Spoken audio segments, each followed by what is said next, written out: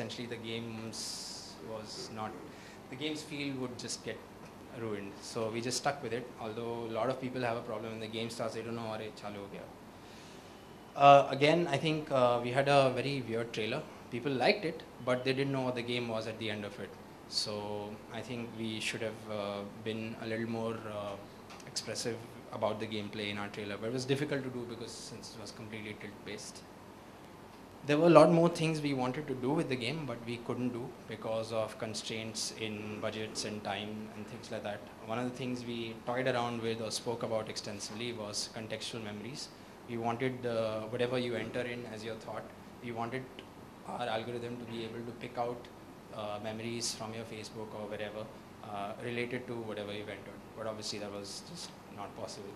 And we also had this idea of a universal mind, which was actually quite interesting. What that would do is it would take every single person who's played the games, whatever thoughts they enter into the game, and populate it on a global, on a map we would create on a website somewhere, and it would be coded according to the mood they were in, and you could see wherever in the world what people were thinking and what moods they were in.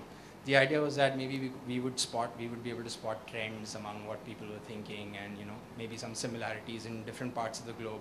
People were thinking the same thing or something like that. So both these things we couldn't include in the game. We spent almost 18 man-months roughly on this game. The major team was 4. I've forgotten to include another intern there, another intern designer, which I spoke about, Anirudh. And so it didn't do very well.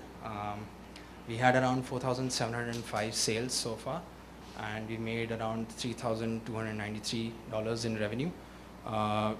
There are very small bars here which you can't see because they are probably 2,323 sales compared to the 3,500 we did there. So most of our sales happened when we got featured on Touch Arcade. We got featured on Touch Arcade in a piece which spoke about interesting games that got quashed by that got quashed by big games like Infinity Blade and stuff like that around the holiday season. We made the mistake of launching this game around the holiday season, and but luckily we got a feature, and then we got a review on Touch Arcade, and then we got featured in Germany and some other countries in Europe, and we had a huge spike of sales that time. And then we got to the #1 paid app in those countries. And we got very good reviews for music and originality of the idea. We also won a Best Original Idea at a games festival in Spain. It's called Hoplay. And yeah, that's about it. Thank you. And if you guys have any questions, if you guys have any questions, any doubts, I'd be happy to answer. Your revenue spike happened after you got a feature? Yeah. Before that, it was just maybe 30, 40 downloads. Can you go back to this slide? Can I just request everyone to, if you're asking a question, just take the mic. Do you have another mic? You can just repeat the question. Yeah, I can repeat the question because it's being recorded, and what I saw on the telephone is that we couldn't hear what. Okay. So, what is the time period before that? Sorry? What is the time period before you got recommended? I think we got most of our sales after we got recommended. So what was the lead time for that?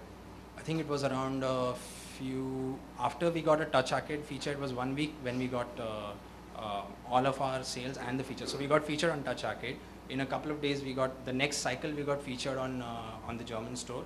And the day we got featured, that's the day we got the 3,500 downloads. So you made most of your revenue in 1 day only? Yeah, the question was, we made most of our revenues in 1 day, and the answer is yes, we did most of our revenues in 1 day. What would you do different?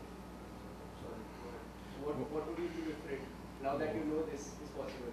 What would we do differently? Probably nothing, because for us this game was about getting those contacts in the press, getting the message out there, showing that there's some interesting stuff happening here in India as well. And I think we got that done, and for us it's a stepwise thing. Now when we are working on a new game, we know that okay, we have these guys who we can turn to, and we can write to them, this is our new game, check it out guys. So for us that was a success. So I don't think we would do something drastically different, or we could do anything drastically different. So are you going to still keep your focus on iOS?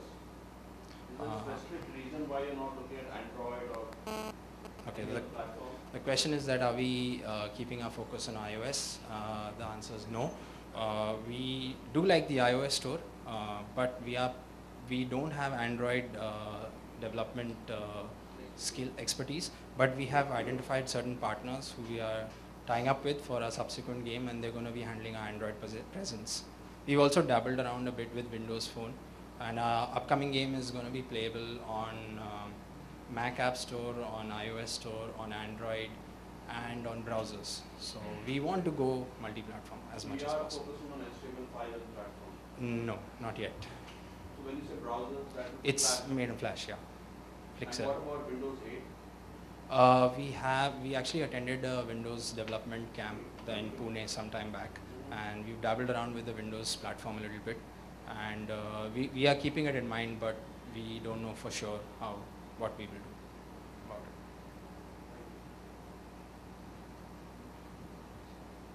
Okay, that's it, I guess. No, I have a Okay. question. What technology did you use to build this? To build what? The game? It was done using Coco Studio, and so mostly native C, Objective-C. Mostly. And Okay, thanks everyone.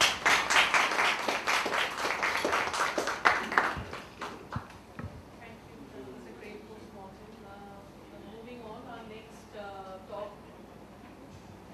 our next talk is by Rishi on monetization. And Rishi, the stage is all yours, or rather the table.